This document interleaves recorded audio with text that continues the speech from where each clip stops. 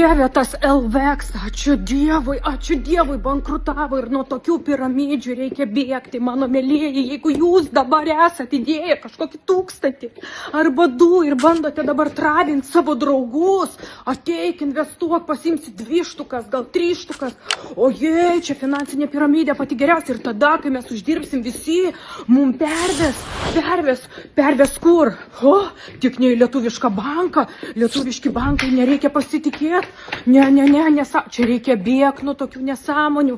Jūs nedėkite pinigų ten, iš kur vogia, nuo tokių dalykų reikia bėgti. Ir ačiū Dievui, tokie kaip LVX dar kartelį parodė visiems, kad čia yra krūva nesąmonė, bėkit.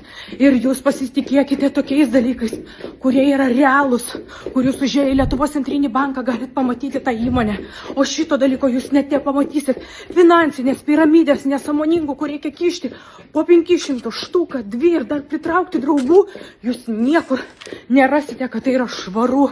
Tai yra visiška nesąmonė. Bėkit, kuo greičiau.